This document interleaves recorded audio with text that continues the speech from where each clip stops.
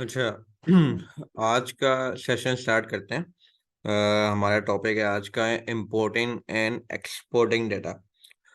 अच्छा, इम्पोर्टिंग जो है आप लोगों ने पहले भी कवर कर चुके हैं। किस तरीके से डेटा आप इंपोर्ट करते हैं वो मैंने आपको कवर करवाया था गैदरिंग सेक्शन के अंदर।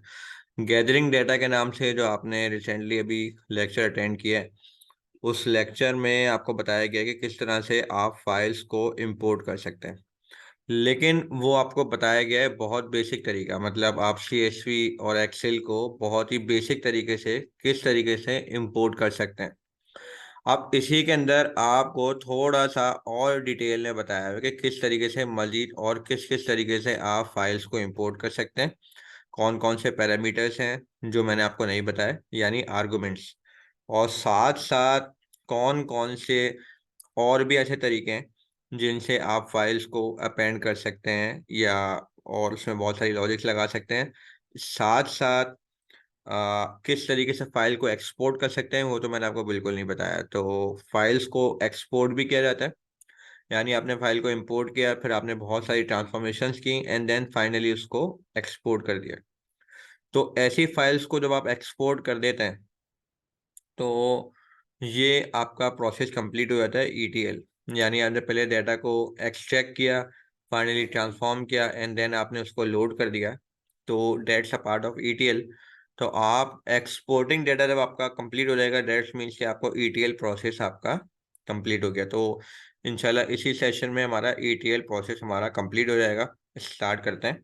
अच्छा, पहली चीज तो ये कि मैंने आपको बहुत सारे आर्गुमेंट्स नहीं बताए थे रीड CSV के।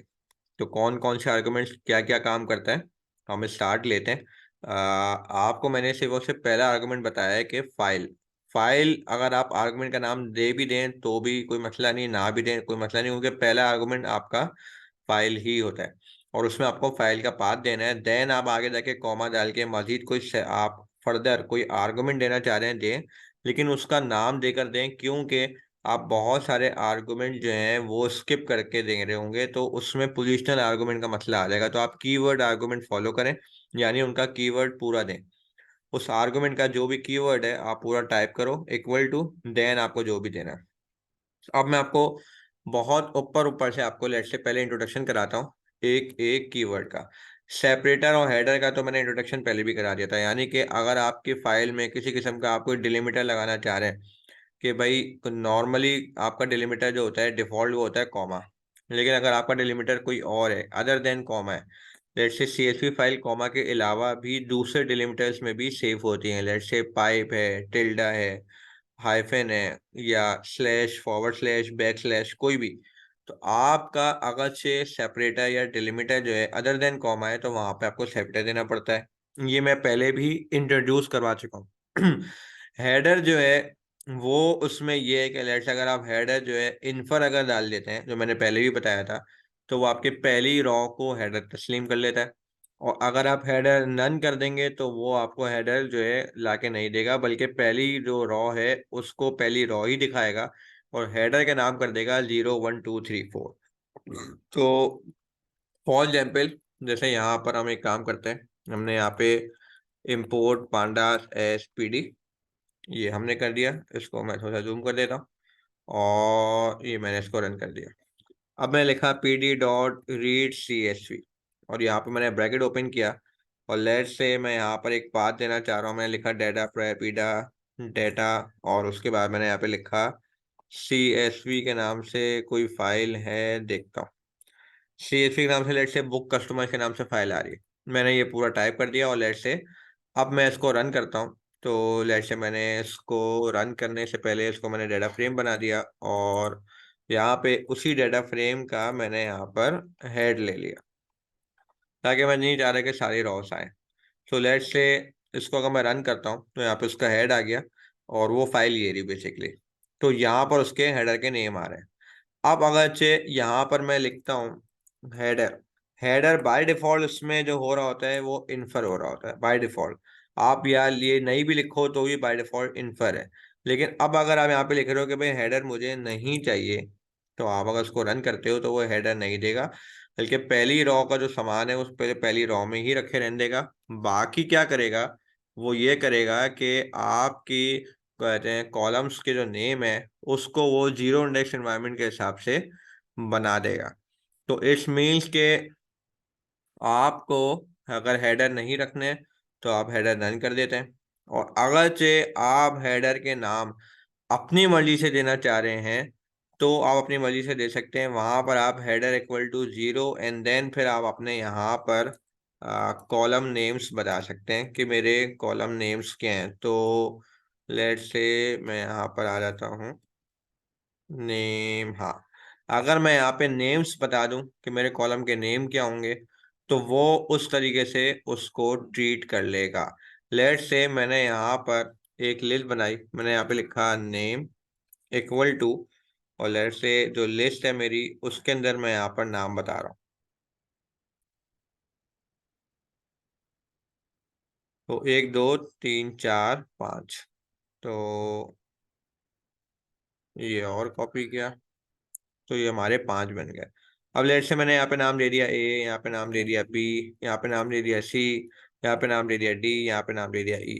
तो ये मेरे बेसिकली एक छोटी सी एक मैंने लिस्ट बना दी। अब ये मेरे पांच कॉलम के नाम मैंने बेसिकली एक लिस्ट के अंदर इंट्रोड्यूस करा दिए।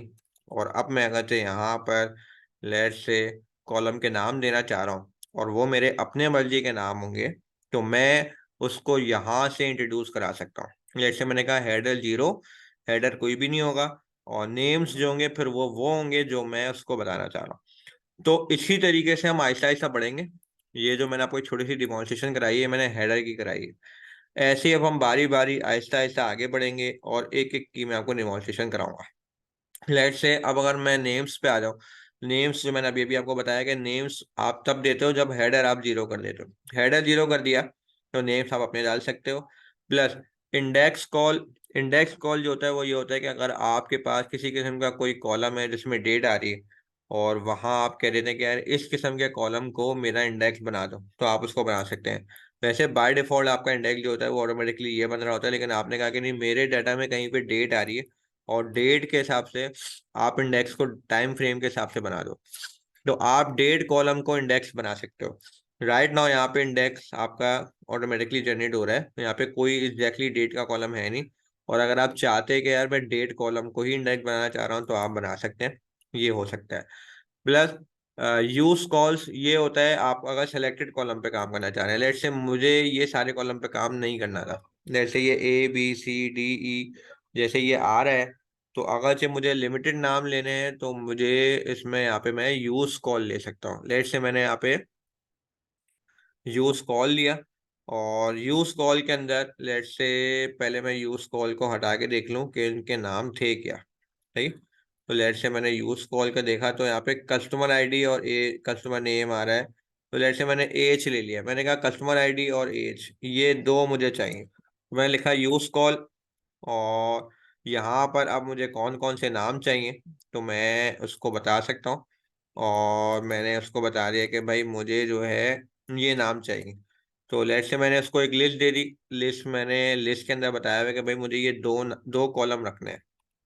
तो मैंने एक एज बता दी और एक कस्टमर आईडी बता दी कि भाई ये मुझे ये दो नाम रखने हैं, बाकी नाम नहीं रखना है।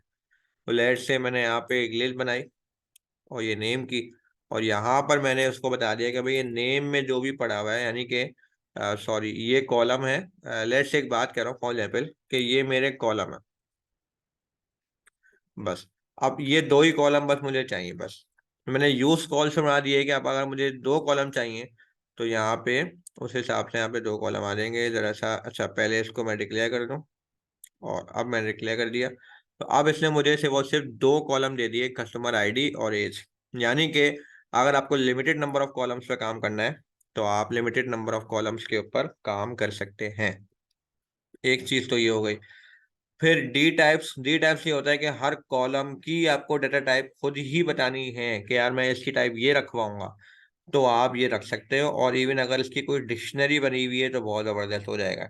तो डी टाइप का जो आप यहाँ पे लिखते हो, लेट्स से अगर मैं यहाँ पे डी टाइप लिखता हूँ तो थोड़ा सा बस मेहनत ये है कि अगर मैं यहाँ पे मैनुअली डिक्शनरी बनाऊँ तो बहुत सारी डिक्शनरी मतलब यहाँ पे मैनुअली क्रिएट करनी पड़ेगी, और अगर से बनी हुई है तो बस उसका डायरेक्ट नाम दे दूँ। ऊपर कहीं डिक्शनरी बना दिया आपने और यहाँ पे आपने डायरेक्ट डिक्शनरी इंट्रोड्यूस करा दी। और वो डिक्शनरी ये होगी कि लेट से अब ये एज और कस्टमर आईडी आ रही है, तो लेट से मैंने यहाँ पर अच्छा एक काम करता हूँ, इसमें जो मैंने यूज कॉल लिखा था वो लिखे रहने देता हूँ। उसके बाद यहाँ पर डी टाइप्स के अंदर मैं इसको बताता हूँ कि वो मेरी डिक्शनरी का है। और ये जो पहला मैं काम कर रहा था, इसको एग्जैक्टली ऐसे ही रहने दिया, इसको मैंने पेस्ट कर दिया और यहाँ पर मैंने इसके कल ब्रैकेट्स कर दिए। मैंने इसको बोला कि भाई ये डिक्शनरी बन जाए, और डिक्शनरी के अंदर लेट से मैंने यहाँ पे लिखा भाई एज कॉलन, और मैंने इसको बता दिया कि भाई इसकी टाइप क्या होगी। तो टाइप बता सकता हूँ मैं यहाँ पर, और फिलहाल ये कस्टमर आईडी है, ये मैंने कॉपी किया लेट से कॉलन, और यहाँ पर अब यहाँ पर इसकी डेटा टाइप बता सकता हूँ। मैंने कहा कि भाई एज जो है उसको कर दो आप फ्लोट के अंदर, फ्लोट 64, और इसको आप कर दो, इसको भी, इसको आप इंटीजर 64 कर दो, बल्कि दोनों को इंटीजर 64 कर दो, क्योंकि कोई भी आपका इस तरीके से नहीं है। तो लेट से अगर मुझे किसी को भी करना हो, अच्छा इंटीजर 32 है, सॉरी इंटीजर 32 है, इंटीजर 32 में मैं स्टोर करा सकता हूँ, बल्कि इसको मैंने कैपिटल कर दिया ताकि प्रॉपर हो जाए। तो लेट से ये मैंने डिक्शनरी इंट्रोड्यूस करा दी, अच्छा सॉरी एक साथ दो क्या करा दिया, ये है आपकी टाइप। तो लेट से मैंने यहाँ पे टाइप्स लिख दिया ताकि मसला ना हो। टाइप्स यहाँ लिख दिया और मैंने इसको बोला कि भाई डी टाइप जो है वो टाइप्स के अंदर मौजूद है। तो लेट से मैंने इसको रन कर दिया, और अब इसको मैंने बताया, इसको मैं थोड़ा सा एंटर कर देता हूँ ताकि आपको सही से नजर आए। तो यूज कॉल के अंदर कॉलम बता दिया कि भाई दो कॉलम, और उन दो कॉलम की जो टाइप्स है वो इसके अंदर रखी हुई।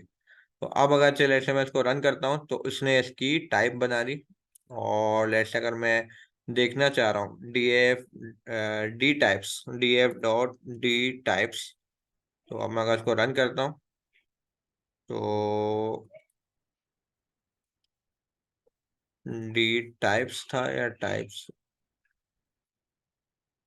हाँ ये आ गया, दोनों कॉलम की टाइप आ गई। वैसे अगर हो सकता है शायद बाय डिफॉल्ट इंटीजर ही आ रही हो, लेकिन लेट से हमने अपनी टाइप डिफाइन करनी थी, तो मैंने अपनी खुद की टाइप डिफाइन कर दी। मैंने कहा कि भाई मैं अपनी टाइप खुद डिफाइन करूंगा। फिर आगे आ जाते हैं पास डेट। ये वो आपका आर्गुमेंट है जिसमें अगर कोई डेट का कॉलम गलती से स्ट्रिंग में जा रहा है, तो आप चाह रहे हो कि नहीं ये स्ट्रिंग में नहीं रहे, ये डेट टाइम ही बने, तो वहां आप पास डेट को आप पास करा सकते हो, बोल सकते हो ट्रू। और एक और आर्गुमेंट है इन्फर डेट टाइम फॉर्मेट। अगर आप चाह रहे हो कि आप डेट्स को बहुत इफेक्टिवली पास करवाना चाह रहे हो और कह रहे हो कि यार ये डेट टाइम बने, तो आप इसको ये भी यूज करवा सकते हो इन्फर डेट टाइम। दोनों एक ही चीज है, फर्क ये है कि ये ज्यादा एफिशिएंट होता है, ये डेट टाइम में पास हो जाता है। अच्छा एन ए वैल्यूज, यानी कि आप चाह रहे हो कि यार एन ए जो है वो वहां पे तो आए जहां पे एम्प्टी डाटा है, लेकिन वहां पर भी आए जहां पर नुक्ता डला हुआ है या स्लैश डला हुआ है या कोई एरर लिखा हुआ है, एन ए लिखा हुआ है। इस किस्म की सारी चीजें मेरे लिए भी एम्प्टी ही हैं। यानी कि बाद औक़ात ये होता है कि किसी सेल में कोई चीज लिखी हुई है और लेट से वो है नुक्ता, डॉट, आपके लिए एक तरीके से देखा जाए तो वो तो एम्प्टी सेल है, लेकिन पाइथन उसको एम्प्टी सेल नहीं मानता। पाइथन कहता है कि भाई ये जो चीज है ये एम्प्टी थोड़ी है, इसमें तो कुछ लिखा हुआ है, उसको क्या पता है क्या लिखा हुआ है। तो वो जो डॉट है, डैश या एरर, कोई भी एन ए, इस किस्म की चीजों को आप इंट्रोड्यूस करा सकते हो। उसको बोलोगे भाई ये सारी चीजें भी एन ए ही कहलाती हैं भाई, तो आप उसको एन ए एन ही दिखाओ।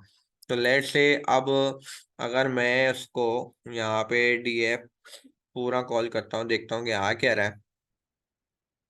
तो अब लेट से ये आ रहा है, तो वैसे इसके अंदर तो कहीं पे भी एम्प्टी नहीं है, लेकिन लेट से एक बात करता हूँ, मैं यहाँ पर इसको एक नए सेल में ले जाता हूँ और यहाँ पे लिखता हूँ P D dot read C S V, bracket open, रहते हैं डेटा, उसके बाद डेटा, और उसके बाद अब देखता हूँ कौन सी फाइल है।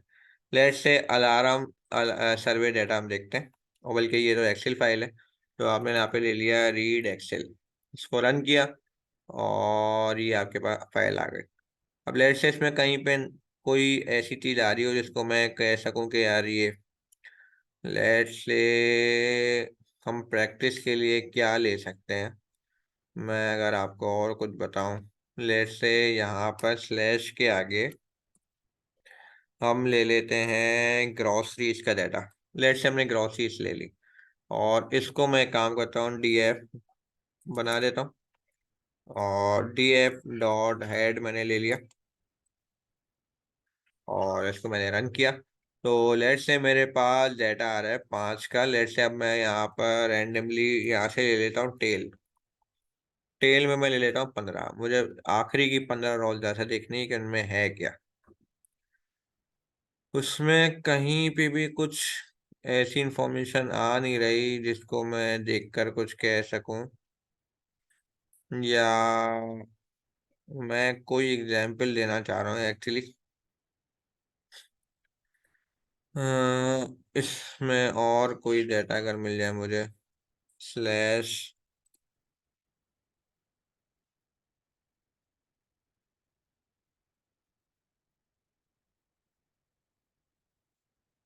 How Maven music listening history. जैसे मैंने इसको रन किया। चलिए मान लेते हैं, काम करते हैं, ये पॉडकास्ट ले लेते हैं। मान लें कि पॉडकास्ट एक एरर है। मान लें कि पॉडकास्ट आपके लिए एक एरर है, लेकिन ये तो एक्सेल की लाइब्रेरी है, हमें लेनी है सीएसवी। सीएसवी के अंदर हमने यहाँ पे, लेट्स से यहाँ पे हमने स्लैश लिया और हमने कोई सीएसवी फाइल उठा ली। लेट्स से रॉटेन टोमेटोस उठा लिया आपने, और रॉटेन टोमेटोज के अंदर लेट्स से कोई एरर हमने उठा लिया। लेट्स से ये पीजी जो है ना, ये हमारे लिए एरर है। तो जहाँ पे कभी पीजी आ रहा हो वो हम उसको एरर कहेंगे। तो हमने क्या किया, यहाँ पे हमने उसको बता दिया एन ए वैल्यूज, और एन ए वैल्यूज के अंदर हम उसको बता दिया कि भाई ये पीजी जो है ये हमारे लिए एन ए वैल्यूज है। तो जब उसने उसको रन किया तो अब आपके पास जगह जगह एन आ रहा होगा, क्योंकि उसने पीजी वैल्यूज को भी उसने एन में कंसिडर करवा दिया। अब कहीं पे भी एग्जैक्टली पीजी लिखा हुआ नहीं आ रहा होगा। तो बेसिकली कहीं भी आपको लगे कि यार ये भी मेरे लिए एम्प्टी है, वहां आप एन वैल्यूज को इंट्रोड्यूस करा सकते हो। एन रॉस ये है कि कितने नंबर ऑफ रॉस चाहिए आपको। जैसे मुझे सिर्फ 100 रॉस चाहिए, तो मैं रॉस कर सकता हूँ। जैसे जस्ट लाइक पावर क्यूरी में आप नंबर ऑफ रॉस को बताते हो कि भाई इतनी रॉस चाहिए टॉप से या बॉटम से, तो फिलहाल ये तो आपको सिर्फ टॉप से लाके देगा। और ऑल्टरनेट रॉस अगर स्किप करानी है तो आप स्किप करा सकते हो। और इवन इसमें लैम्डा फंक्शन भी रन हो जाता है। और इसके अलावा अगर आपको कन्वर्टर, यानी कि अगर आपको इसमें किसी किस्म का कोई फंक्शन अप्लाई करवाना है किसी कॉलम में, तो वो फंक्शन भी अप्लाई हो सकता है। और वो फंक्शन जो है वो लैम्डा के जरिए यहाँ पे इंट्रोड्यूस हो सकता है कन्वर्टर के अंदर। तो आइए देखते हैं बारी बारी, जो हमने डिमॉन्स्ट्रेशन की है उसी के बारे में अब एक एक स्लाइड आएगी। लेट से पहले हेडर के ऊपर आते हैं। हेडर जो है अगर आपको नन करवाना है तो आप नन डाल दो। नन डाल दोगे तो फिर 0 1 2 3 इस तरह से आएगा। और अगर आप चाह रहे हो कि मैंने सेपरेटली एक लिस्ट में नाम दिए हुए, तो आपने बिल्कुल सेपरेटली एक लिस्ट बनाई। हेडर आपने 0 किए और आपने नेम्स में कॉल डाल दिया, यानी कि वो जो आपकी कॉलम के नाम है। तो बेसिकली अगर आपको अपने नाम देने हैं आप अपने नाम भी दे सकते हैं।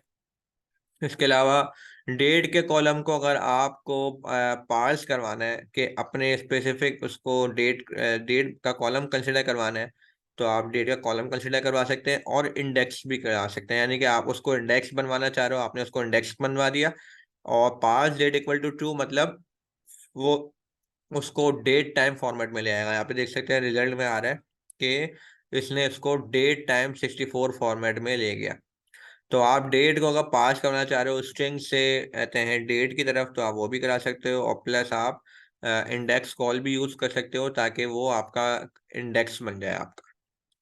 इसके अलावा आप लेट से आप यूज कॉल, यानी कि सिलेक्टेड कॉलम्स लेने हैं तो आप सिलेक्टेड कॉलम भी ले सकते हो। लेट से यहाँ पे 4 कॉलम आ रहे थे, आपने सिर्फ 2 कॉलम की रिक्वायरमेंट दी कि मुझे सिर्फ सिलेक्टेड कॉलम चाहिए। तो जैसे आप वहाँ पे चूज कॉलम ले रहे होते हैं पावर क्यूरी में, लेट से आप वहाँ पे क्या कर रहे होते हो, आप वहाँ पे रिमूव अदर कॉलम यूज करते हो और सिलेक्टेड कॉलम पे क्लिक करके रिमूव अदर कॉलम कर देते हो, यानी कि सिर्फ वो कॉलम रहते हैं बाकी सारे हट जाते हैं। सेम एग्जैक्टली आप यहाँ पे यूज कॉल्स के जरिए आप ये वाला काम कर सकते हो। अच्छा, सिलेक्टिंग रॉस, आप सिलेक्टिंग रॉस कर सकते हो नंबर ऑफ रॉस से, एन रॉस से। और स्किप कर सकते हो स्किप रॉस से, और स्किप रॉस के अंदर आप लैम्डा फंक्शन भी रन कर सकते हो। इसके अलावा मिसिंग वैल्यूज, लेट से आपके पास कोई आ रही है, तो मिसिंग वैल्यूज अगर आप इंट्रोड्यूस कराना चाह रहे हो, लेट से अब यहाँ पे डॉट आ रहा है या यहाँ पे मिसिंग आ रहा है, अब आपके लिए ये दोनों भी एक तरह से एन ए एन ही है। आप कह रहे हो कि यार ये भले भरा हुआ आ रहा है, पाइथन इसको रीड नहीं कर पा रहा, पाइथन समझ रहा है कि ये भी भरा हुआ आइटम है, तो वो ऐसी वैल्यूज को एन ए एन नहीं दे पा रहा। तो आप चाह रहे हो कि यार ये भी मेरे लिए भी एन ए एन ही है, आपने क्या किया, आपने यहाँ पे एन ए वैल्यूज के अंदर उसको इंट्रोड्यूस करा दिया कि भाई ये मेरे लिए एन ए एन है, उसको एन ए एन में रखो। फिर लेट से आपने एक और आपके पास आर्गुमेंट है इन्फर डेट टाइम फॉर्मेट। ये क्या करता है, ये स्पीड अप कर देता है और पूरे इंटायर कॉलम को ऑब्जेक्ट से डेट टाइम में ले आता है।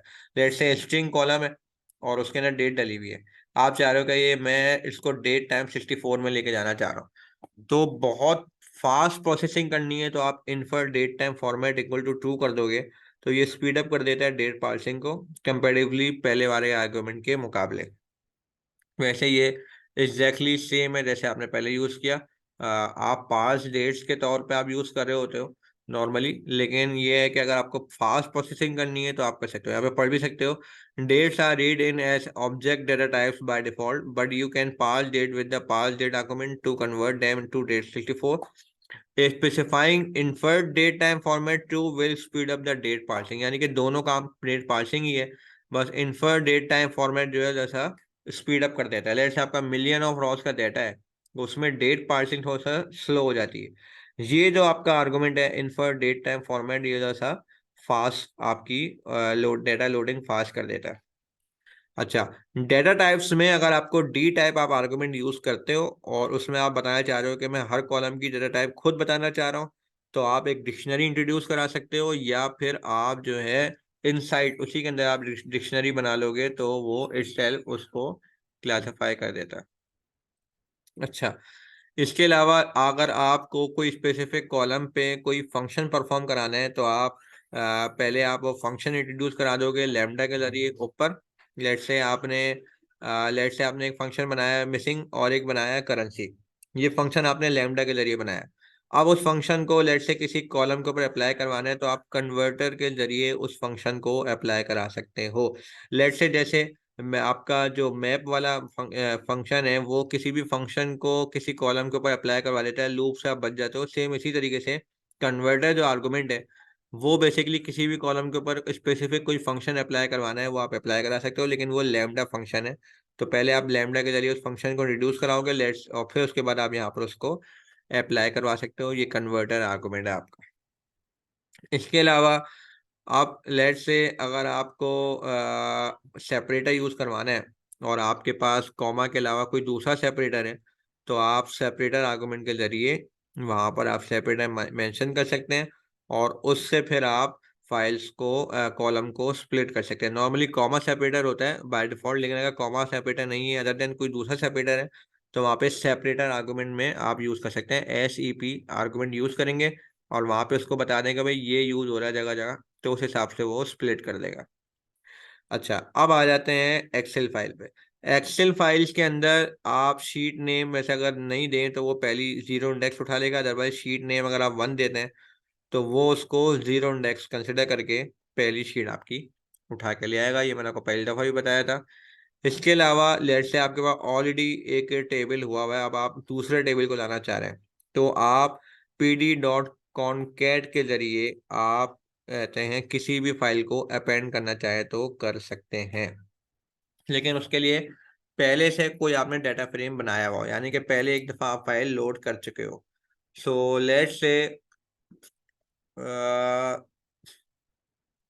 ये आपके पास एक फाइल आ रही है बुक कस्टमर के नाम से, तो एक काम करते हैं, यहाँ पर बिल्कुल एक नई फाइल ले लेता। लेट से मैंने यहाँ पे एक फाइल ली और फाइल आ रही है pd.read.csv, बल्कि रीड एक्सेल ले लेते हैं, रीड एक्सेल ब्रैकेट ओपन और डेटा प्रेविडे डेटा, और यहाँ पर हमने ले ली एक्सेल की फाइल आ रही है अप्रैल की, ये हमने अप्रैल की फाइल ली और इसको मैंने डाटा फ्रेम बना दिया। और लेट से एक और फाइल है, उसको भी डाटा फ्रेम बना दिया, इसको भी डाटा फ्रेम बना दिया। लेट्स से ये दूसरा डाटा फ्रेम है, ये तीसरा डाटा फ्रेम है, और ये हमने तीनों डाटा फ्रेम बना दिए। अब लेट्स से ये जो अप्रैल आ रहा है, इसमें हमने लिख दिया यहाँ पे मई, और यहाँ पे हमने लिख दिया जून। तो लेट्स से ये तीन अलग अलग फाइलें हैं और ये तीनों को हमने डाटा फ्रेम बना दिया। आप किसी भी डाटा फ्रेम के अंदर आपको देखना हो कि वो था गया, तो यहाँ पे लेट्स से ये एक डाटा आ रहा है, ये आ रहा है अप्रैल का, आपके सामने ये डाटा अप्रैल का आ रहा है। मैंने कहा कि यही डाटा मुझे ज़रा सा दिखा दो, ये मई का, तो ये मई का आ गया। यही डाटा आपने कहा कि भाई ये मुझे दिखा दो, कहते हैं जून का, तो ये डाटा जून का आ गया। अब लेट्स से अब आपको यहाँ पर ये सेल मैं डिलीट कर देता हूँ लेट्स।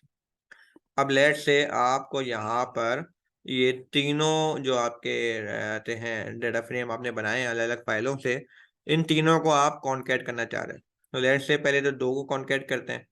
तो आप सिंपली क्या कर सकते हैं, यहाँ पे आप लेट से आपने आप एक तीसरा आपने एक आर्गुमेंट बनाया कि किस तरीके से उसको कॉन्कैट किया जा सकता है अलग अलग शीटों के जरिए। अब लेट से आप चाह रहे हैं कि मैं तीनों data frame DF, DF2, DF3 तीनों डाटा फ्रेम्स को अपेंड करना चाह रहा हूँ, यानी कि लाइन बाय लाइन। मैं चाह रहा हूँ पहले अप्रैल आए, फिर मई आए, और फिर जून आए DF3। और आप इसको बनाना चाह रहे हैं combine, combine DF equal to PD dot जो भी आपका आ रहा है। अब लेट से अब आप उसको अगर से लेट से देखना चाह रहे हैं कि कंबाइन DF जो है उसका रिजल्ट क्या बन रहा है, लेट से पहले तो मैंने इसको रन कर दिया और अब मैं इसको देखना चाह रहा हूँ कि इसका रिजल्ट क्या आ रहा है। तो लेट से पहले डाटा आ रहा है आपका अप्रैल का, फिर डाटा आना शुरू हो गया आपका मई का, यहाँ पर हम गौर से देख सकते हैं, फिर डाटा आना शुरू हो गया आपका जून का, और इस तरीके से आपकी तीनों डाटा सेट आपके अपेंड हो गए। सो बेसिकली आप इस फाइल को मैं डिलीट कर देता हूँ। आप फिलहाल तीनों डाटा सेट्स अलग अलग फाइलों से लाकर इसको आपस में कंबाइन कर सकते हैं। इसके अलावा आप ये भी कर सकते हैं कि लेट्स से आपके पास एक फाइल, अब से जैसे ये तो मैंने आपको बता दिया किस तरीके से आपने कंबाइन किया। आपने बेसिकली दो अलग अलग फाइल थी, सेल्स में और जून, दोनों को आपने यहाँ पे रखा और आपने इसको कंबाइन कर दिया। सो आप इजीली दोनों फाइल्स को आपस में कंबाइन कर सकते हैं PD डॉट कॉनकैट के जरिए। ये आप इजीली फाइल्स को कंबाइन करने में आपको आसानी करता है। अब लेट से आपने कहा कि मुझे एक ही फाइल में बहुत सारी शीट हैं, सबको कंबाइन करना है सारी शीटों को। तो फिर आप कर सकते हैं PD डॉट कॉनकैट, और उसमें आपने कहा कि भाई PD डॉट रीड एक्सेल, आपने एक्सेल की फाइल दे दी। एक्सेल फाइल में उसको आपने नाम दे दिया sheet name equal to none, और आगे आपने उस रीड एक्सेल वाले आर्गुमेंट को क्लोज किया एंड PD डॉट कॉनकैट के ही आर्गुमेंट में पहला आर्गुमेंट आपने दे दिया कॉमा, आपने लिखा ignore index equal to true. तो आपने यहाँ पे एक तरह से आप दो काम कर रहे हो। PD डॉट रीड एक्सेल वाले आर्गुमेंट आपने शीट नेम नन कर रहे हो, यानी कि आप बता रहे हो कि शीट नेम कोई भी नहीं लेना, यानी कि आप उसको sheet name equal to none बता रहे हैं। और आगे आप उसको PD डॉट कॉनकैट में बता रहे हो ignore index equal to true. ये दोनों काम क्या करें, शीट नेम जब आप नन करते हो वो क्या करता है, makes pandas read every sheet, यानी हर शीट को रीड करने को बोल देता है, and store them as a dictionary which is appended using dot concat, यानी कि वो सारी शीट्स को कंबाइन करने जा रहे हैं जब आप यहाँ पे हर चीज को आप रीड करने को कह रहे हो। और ignore index equal to true ये क्या कर रहा है, make sure each row has a unique index, basically वही देख रहा है कि हर रॉ जो है वो यूनिक इंडेक्स रहे, यानी कि ये ना हो डुप्लीकेशन ना हो जाए, यानी कि ये नहीं कि बार बार हर शीट को रीड करे, तो वो यूनिक ही रखेगा, डुप्लीकेशन करने नहीं देगा। जब आप इस तरीके से रीड कराते हैं तो फिर वो आपके एक ही फाइल के अंदर बहुत सारी शीटें हैं लेकिन सेम फॉर्मेट पे हैं, सबको एक जगह अपेंड करके ले आएगा, जस्ट लाइक जैसे आप क्या कहते हैं एक्स पावर क्यूरी के अंदर आप कर रहे होते हैं, वो उसमें आप जो है एक ही फाइल के अंदर मल्टीपल शीट्स को एक साथ अपेंड कर सकते हैं, सेम इसी तरीके से यहाँ पे भी हो सकता है। इसके बाद अब आ जाते हैं एक्सपोर्टिंग डाटा। ये हमारा वो हिस्सा है जहाँ पर ETL हमारा कंप्लीट हो रहा है। लेट्स से हम अपनी फाइल को अब फाइनली एक्सपोर्ट करने जा रहे हैं, यानी बाहर निकालने जा रहे हैं। मैं दोबारा से बता रहा हूँ, ये हमारा आखिरी हिस्सा है, यानी कि ETL का आखिरी हिस्सा, जहां हमारी पूरी ट्रांसफॉर्मेशन हो गई और अब आप फाइनली अपने फाइल को अब आप एक्सपोर्ट करने जा रहे हो। किसी भी फाइल को आप एक्सपोर्ट कर सकते हो और वो उसी जगह एक्सपोर्ट होती है जहां आपकी फाइल बनी है। लेट्स से आपने कहा भाई ये तीनों फाइलों को कंबाइन करने के बाद अब बारी आ गई है कि अब मैं इस कंबाइंड फाइल को एक्सपोर्ट करना चाह रहा हूँ। तो एक्सपोर्ट करने के लिए मैं क्या करूंगा, मैं सिंपली जो भी मेरा डाटा फ्रेम है उसके आगे लिखूंगा 2 CSV या 2 Excel। Let's say combined DF है। अब इसके आगे मैं जो लिख सकता हूँ उसमें मैं लिख सकता हूँ 2। अब 2 के आगे अगरचे मुझे CSV फाइल बनानी है CSV, एक्सेल फाइल बनानी है एक्सेल फाइल, एक फेदर की फाइल भी बनती है, इसके अलावा जेसॉन की फाइल भी बना सकते हैं आप, और इसके अलावा आप पिकल की फाइल भी बना सकते हैं, और एसक्यूएल में एक टेबल भी बना सकते हैं। उसके लिए आपको एडमिनिस्ट्रेटर के राइट्स चाहिए होते हैं। और आप इस तरीके से, तो आपके पास बहुत सारे ऑप्शन है जो आप सारे काम कर सकते हैं। लेट्स से आपने कहा कि भाई मैं एक एक्सेल की फाइल बनाऊंगा, और एक्सेल की फाइल जो मैं बनाऊंगा उसको मैं ब्रैकेट ओपन किया, तो उसमें वो आपसे कह रहा है कि भाई पहले तो आप बताओ कि शीट का नाम क्या होगा। मैंने कहा कि भाई जो मेरी शीट का नाम है वो तो मैं अभी थोड़ी देर में बता रहा हूँ, पहले तो आप मेरी फाइल का नाम नोट कर लो। आपने कहा कि भाई फाइल का नाम होगा कंबाइन, और उसका आपने एक्सटेंशन भी दे दिया SLSX, और उसके बाद आपने यहाँ पे बता दिया कि मेरी शीट का नेम क्या होगा। आपने बताया शीट का नेम जो होगा मेरा होगा let's say DF data frame, बस ये मेरे शीट का नेम। अब आप अगर लेट्स से इसको रन करते हो तो ये रन हो गया, और ये फाइल आपकी उसी फोल्डर में चली गई जिस फोल्डर में आपने ये फाइल क्रिएट की है। लेट्स से हमने फाइल क्रिएट की है असाइनमेंट फोल्डर में, और असाइनमेंट फोल्डर में ये कंबाइन के नाम से फाइल आ रही है आपके पास। और अगर आप इसको ओपन करेंगे तो DF के नाम से एक शीट आ रही होगी, और उस शीट के अंदर वही डाटा एग्जैक्टली जो आपने अभी थोड़ी देर पहले ट्रांसफॉर्म किया है। तो आप इजीली फाइल को लोड करके ट्रांसफॉर्म करके फाइनली उसको एक्सपोर्ट कर सकते हैं लाइक दिस, जैसे ये मैंने एक्सपोर्ट किया। मेरे पास यहाँ पे तीनों महीने की यहाँ पे रिकॉर्ड आ रहे हैं, अप्रैल मई जून। तो बेसिकली आप फाइल्स को कंबाइन करके फाइनली एक्सपोर्ट भी कर सकते हैं। और उसके लिए हमने यहाँ पर एक छोटा सा ETL बनाया। हमने कुछ भी नहीं किया, हमने पहले पांडास को इंपोर्ट करके SPD किया, और उसके बाद यहाँ पर आप सिंपली देख सकते हैं 3 डाटा फ्रेम हमने लोड किए, और उसके बाद आपने सिंपली उसको कंबाइन किया एंड देन आप वापस उसको एक्सपोर्ट कर रहे हो। सो बेसिकली ये आपकी टोटल 5 लाइन ऑफ कोड्स के अंदर आपने सिंपली तीनों फाइलों को लोड करके उन्हें डाटा फ्रेम बनाकर कंबाइन करके आपने उसको फाइनली एक्सपोर्ट कर दिया। अपनी बताई हुई लोकेशन पे भी एक्सपोर्ट कर सकते हैं। अगर आप यहाँ पर R लिख देंगे और यहाँ पे एग्जैक्टली पूरी लोकेशन पाथ डाल देंगे तो एग्जैक्टली वहाँ पे ये फाइल प्लेस कर देगा। तो ये एक चीज़ आप कर सकते हैं। इवन आप ओवरराइड भी कर सकते हैं एग्जिस्टिंग फाइल को। तो किसी भी फाइल को एक्सपोर्ट करना हो, लेट्स से आपके पास एक्सेल फाइल है, CSV फाइल है, तो उसमें आप फर्दर आर्गूमेंट भी दे सकते हैं। लेट्स से CSV फाइल में सेपरेटर आपको अदर देन कॉमा रखना है, तो बाय डिफॉल्ट सेपरेटर आपका कॉमा होता है।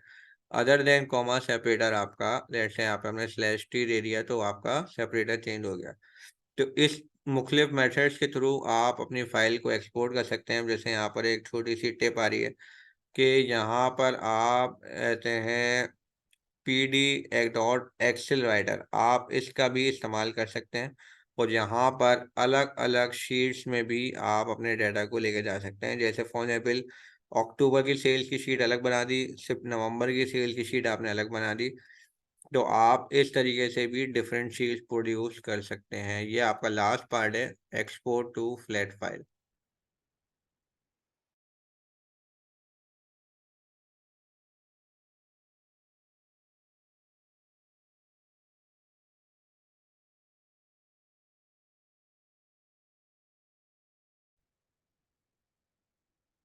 तो काइंडली इस रिकॉर्डिंग को प्लीज़ दोबारा से सुन लीजिएगा। मैंने आप लोगों को बताया है किस तरीके से आप मल्टीपल फाइल्स को इंपोर्ट कर सकते हैं, और आप मल्टीपल शीट्स को भी इंपोर्ट कर सकते हैं एंड देन फाइनली उसको कंबाइन कर सकते हैं। इसके अलावा CSV में आपको मैंने बहुत सारे मेथड्स बताए कि किस इस मेथड से थ्रू आप मुख्तलिफ तरीके से आप डाटा की प्रोसेसिंग कर रहे होते हैं लाइक दिस। जैसे फॉर एग्जाम्पल यहाँ पर मैंने आपको बहुत सारे आर्गुमेंट बताए CSV फाइल के, होता क्या है, बहुत कम ही ऐसा होगा कि आप एक्सेल फाइल से इंटरेक्ट करेंगे। मोस्टली प्रैक्टिकल वर्ल्ड में आपको जब डेटा मिलेगा तो वो होगा मोर देन 1 मिलियन। एक्सेल में 1 मिलियन से ज़्यादा डेटा आता नहीं है। सीएसवी फाइल जो है वो बेसिकली एक्सेल का एक्सटेंशन है नहीं। एक्सेल उसे ओपन कर देता है, लेकिन वो तब तक ओपन कर सकता है जब तक सीएसवी में 1 मिलियन का डाटा पड़ा हुआ है। अगर उससे ज़्यादा है तो वो आपको सिर्फ 1 मिलियन का डाटा दिखाएगा, उससे एक्स्ट्रा जो डाटा आ रहा होगा एडिशनल 1 मिलियन मोर उससे ज़्यादा, तो वो आपको नहीं दिखा रहा होगा। तो सीएसवी फाइल वो ओपन तो कर लेता है 1 मिलियन से ज़्यादा वाली, लेकिन डाटा वो से आपको 1 मिलियन का दिखा रहा होगा। तो जब भी आप किसी फाइनेंशियल इंस्टीट्यूशन में या किसी ऐसे इदारे में जाएंगे जहाँ रिटेल बहुत ठीक ठाक होता है, दबादब बहुत ठीक ठाक रिटेल हो रहा है, तो वहाँ पर आपको सीएसवी फाइल ही मिलेंगी। और सीएसवी फाइल में मोर देन मिलियंस का डाटा होता है। और सीएसवी फाइल को किस किस तरीके से, किस किस पैरामीटर को, आर्गुमेंट को यूज करके आप वहाँ क्या क्या काम कर सकते हैं, ये सारा मैंने आपको इस पूरी क्लास में मैंने आपको बताया है। काइंडली इसको दोबारा से सुन लीजिएगा, बहुत छोटा सा सेशन है ये। और अब एक लास्ट हमारा है कि हम पांडास में हम डिफरेंट फाइल्स को रीड भी कर सकते हैं और उन्हें सेव भी करा सकते हैं, यानी राइट भी करा सकते हैं। तो एक आपके पास जेएसओन की फाइल है, एक फेदर की फाइल है, एक एचटीएमएल है, एक पिकल है और एक पाइथन की डिक्शनरी है। तो आप इन सारी फाइल्स को आप रीड भी कर सकते हो और बाद में आप उनको सेव भी करवा सकते हो। तो जैसे टू रीड सीएसवी और टू सीएसवी थी, जैसे लाइक जैसे आपने रीड सीएसवी कराया, जैसे फॉर एग्जाम्पल आपने सीएसवी रीड फाइल की और टू सीएसवी यानी आपने उसको एक्सपोर्ट कर दिया, यानी इंपोर्ट भी कर रहे हो और फिर थोड़ा देर से बाद आपने एक्सपोर्ट भी कर दिया। रीड सीएसवी से आपने इंपोर्ट की फाइल, फिर थोड़ा सा काम किया और टू सीएसवी से आपने एक्सपोर्ट कर दी। सेम इसी तरीके से ये सारे मेथड्स हैं इन सारी फाइल्स को रीड कराने के, और ये सारे मेथड्स हैं इन्हीं सारी फाइल्स को एक्सपोर्ट कराने के लिए। इसमें से पिकल वाली फाइल रीड कर लें क्योंकि अभी हम थोड़ी देर से बाद इसी फाइल के ऊपर हम काम करने जा रहे हैं। तो let's say a serialized storage format that allows for quick reproduction of data frames mostly used in machine learning workflow। होता ये है कि आपको अगरचे अपने मशीन लर्निंग प्रोजेक्ट के लिए एक ऐसा डाटा फ्रेम बनाना है जो कम से कम मेमोरी ले, कम से कम मेमोरी। जस्ट लाइक जैसे आप अपने डेस्कटॉप पे कोई फाइल रखना चाह रहे होते हैं और आप चाह रहे होते हैं अगर कम से कम मेमोरी ले, तो या तो आप एक्सेल की बाइनरी फॉर्मेट में फाइल बनाते हो या सीएसवी फॉर्मेट में फाइल बनाते हो। सीएसवी जो होती है वो नोट पैड पे भी ओपन हो जाती है, तो वो बेसिकली ऐसा लो स्टोरेज लेती है, कम स्टोरेज लेती है और इजीली प्रोसेस हो जाती है। फ्लैट फाइल इसी वजह से कहा जाता है। CSV is just like a flat file. CSV flat file है और वो बहुत कम स्टोरेज लेती है। सेम ऐसे ही आपको अगर पांडास के अंदर आपको जुपिटर में आपको कोई एक फाइल लोड एंड एक्सपोर्ट करानी, इंपोर्ट एंड एक्सपोर्ट करानी क्विकली, और आप चाह रहे हो कि डाटा फ्रेम बहुत हैवी है, ये एक मुनासिब से फॉर्मेट में स्टोर हो जाए, तो एक तरीके से पांडास के लिए या जुपिटर के लिए आपके लिए उसके लिए जो जो डाटा फ्रेम है वो आप चाह रहे हो कि यार मैं सीएसवी की तरह किसी एक फाइल में स्टोर करा दूं, तो वो कहलाता है पिकल। पिकल जो है वो जस्ट लाइक सीएसवी है, जस्ट लाइक सीएसवी, लेकिन इसका मतलब ये नहीं कि वो कॉमा सेपरेटेड फाइल है, ऐसा नहीं कह रहा।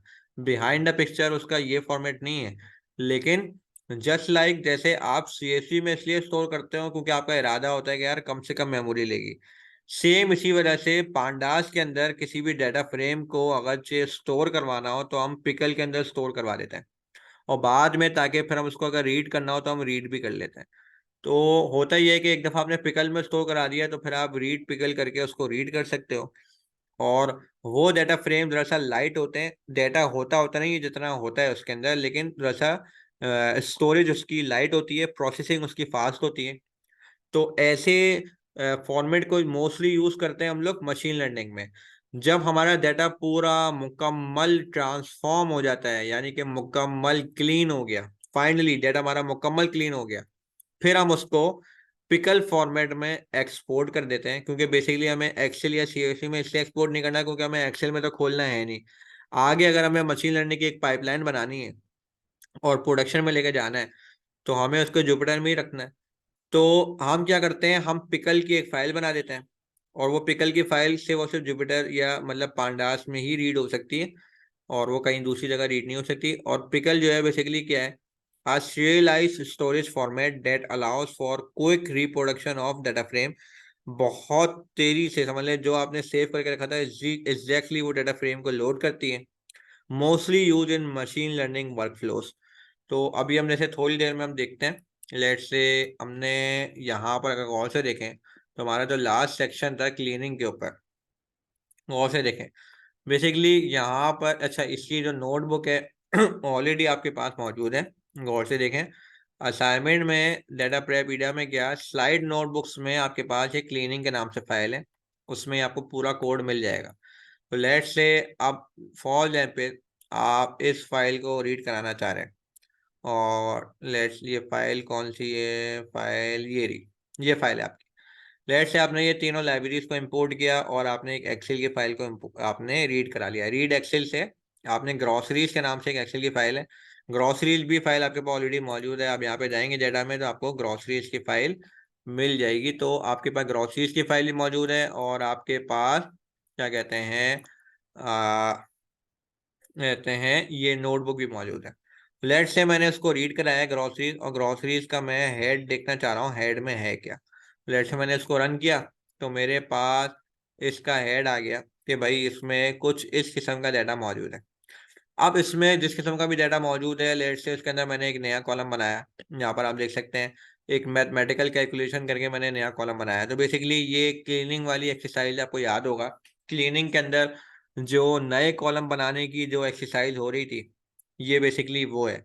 जो नए कॉलम बनाने की एक्सरसाइज अगर आप थोड़ा सा रिवाइंड करें तो हम बेसिकली यहाँ पर क्या कहते हैं, डेटा इशूज जब हमारे कंप्लीट हो गए थे तो उसके बाद शुरू हो गया था क्रिएटिंग न्यू कॉलम्स।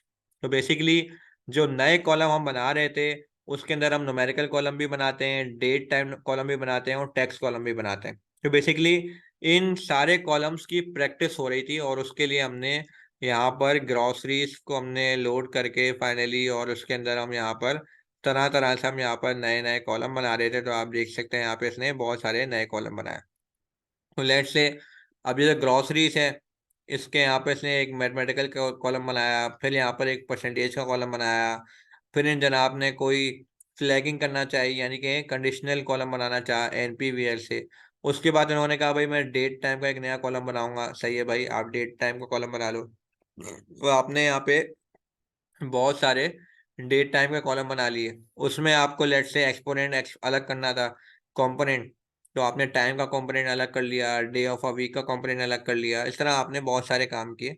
आपने यहाँ पे मैप का फंक्शन भी यूज़ किया, और यहाँ पे लेट से कोई डेज ऐड करवाने थे, आपने टाइम डेल्टा भी यूज़ किया एक दिन इजाफा करने के लिए। तो इस तरीके से आपने यहाँ पे बहुत सारे नए कॉलम खोले और बहुत अच्छा आपने किया। आपने टेक्स्ट कॉलम भी बनाए और आपने बहुत सारे कॉलम बनाए अपने लेट से। अब यहाँ पे फाइनली आपने बहुत सारे कॉलम बनाने के बाद ये आखिरी आपने एक कॉलम बनाया था कि भाई आपने ये ग्रॉसरीज विद न्यू कॉलम, ये एक डाटा फ्रेम आपने रखा और उसके अंदर आपने लेट से बहुत सारे कॉलम के आपने नाम रखे। और फाइनली ये आपकी सारी हर तरह की डाटा ट्रांसफॉर्मेशन हो गई। तो लेट से ग्रॉसरीज की जो फाइल है शुरू में कुछ थी, एंड में फाइनली जो बनी, आपने कहा भाई अब इस फाइल को मैं डॉट पिकल वाली फाइल में एक्सपोर्ट करना चाह रहा हूँ।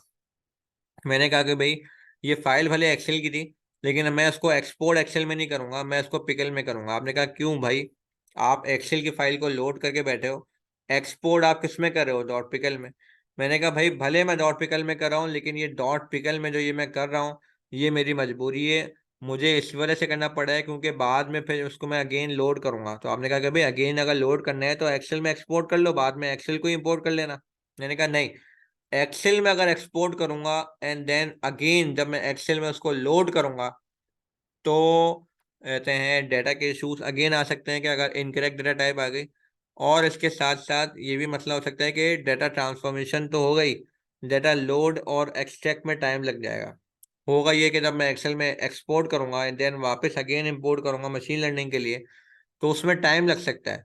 उस टाइम से बचने के लिए मैं पिकल फॉर्मेट में एक्सपोर्ट कर रहा हूँ। तो लेट से मैंने पिकल फॉर्मेट में एक्सपोर्ट किया और अब आप यहाँ पर देख सकते हैं आपके पास पिकल फॉर्मेट के नाम से यहाँ पर एक फाइल आ रही है groceries with new column dot P के एल। अब आप कहेंगे सर ये फाइल कैसे ओपन होगी, मैंने कहा ये फाइल ओपन हो ही नहीं सकती, ये फाइल सिर्फ और सिर्फ पांडास ही रीड करेगा, आप इसको रीड नहीं कर सकते। तो पांडाल जब इस फाइल को रीड करेगा तो वो करेगा रीड पिकल के फॉर्मेट में। अगर आप यहाँ पे लिखते हैं रीड, रीड पहले यहाँ पे लिखा डॉट, और अब मैं यहाँ पे लिखता हूँ डॉट पिकल, तो ये इस तरीके से रीड पिकल फाइल रीड कर सकता है। लेकिन खैर जस्ट फॉर योर एग्जाम्पल, तो आप यहाँ पे फिलहाल रीड पिकल करा के फाइल को रीड करा सकते हैं। तो खैर अब हमारा जो अगला सेक्शन है वो है एक्सप्लोरेटरी डाटा एनालिसिस। और लेट्स से अब इस नए फाइल फॉर्मेट में आ गए, तो अब आप यहाँ पर देख सकते हैं फाइल जब आपकी एक नए फॉर्मेट में आ गई तो आप बाद में इसी फाइल को रीड करवा रहे हो। तो जब हम एक्सप्लोरेटरी डाटा एनालिसिस को स्टार्ट करेंगे तो वहाँ आप देखोगे कि मैं इसी पिकल फाइल को ही रीड करवा रहा हूँ, और फिर ये अगेन वापस उसी डाटा फ्रेम जो हमने बनाया था फाइनली वही डाटा फ्रेम आ गया, और उसमें हमने बहुत सारे नए कॉलम बनाए थे। तो वो बेसिकली हमने एक्सेल को लोड करने के बाद बनाए थे, एंड फाइनली हमने उसको रीड पिकल के फॉर्मेट में एक्सपोर्ट करा दिया था। अगेन हमने वापस उसको इंपोर्ट करा दिया है, क्योंकि अब हम इसमें ईडा करने जा रहे हैं। तो हम जो एक्सप्लोरेटरी डाटा एनालिसिस स्टार्ट करने जा रहे हैं वो हम शुरू करेंगे पिकल की फाइल को यहाँ से रीड कराएंगे, एंड देन हम आहिस्ता आहिस्ता इसमें तरह तरह से हम फिर इसमें बहुत सारे काम करेंगे, एंड देन ये सारा का सारा काम आपका एक तरीके से ईडा का हो रहा होगा, एक्सप्लोरेटरी डाटा एनालिसिस। और उसके क्या क्या मेथड्स हैं, क्या क्या तरीके हैं, इंशाल्लाह ये नेक्स्ट सेशन में कवर करेंगे। फिलहाल ये सेशन हमारा वाइंड अप होता है।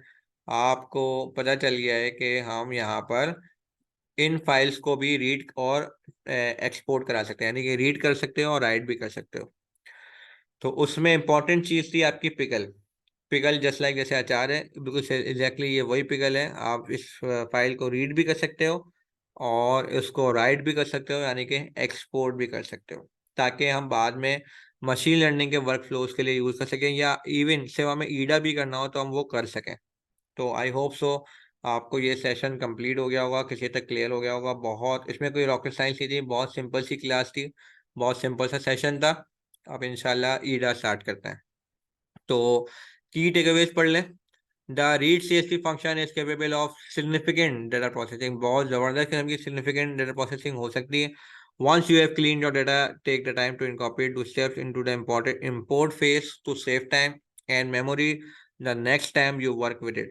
So basically आप जब क्लीन कर रहे होते हैं तो आप शुरू में जब आप इंपोर्ट कर रहे होते हैं, अगर आप वहीं पर ही अगर आप टाइम इन्वेस्ट करें और तरीके से फाइल को इंपोर्ट करें तो आपको आगे क्लीनिंग में जरूरत नहीं पड़ सकती। Plus pandas let you easily return and write to flat files, pandas जो है फ्लैट फाइल इजिली रीड भी कर सकता है और राइट भी करने की आपको अपॉर्चुनिटी देता है। तो इसके अलावा you can create a data frame from any SQL query, आप किसी भी क्यूरी से आप डाटा फ्रेम बना सकते हैं, और इसके अलावा आप एडिशनल फॉर्मेट्स को भी रीड करा सकते हो और राइट भी करा सकते हो।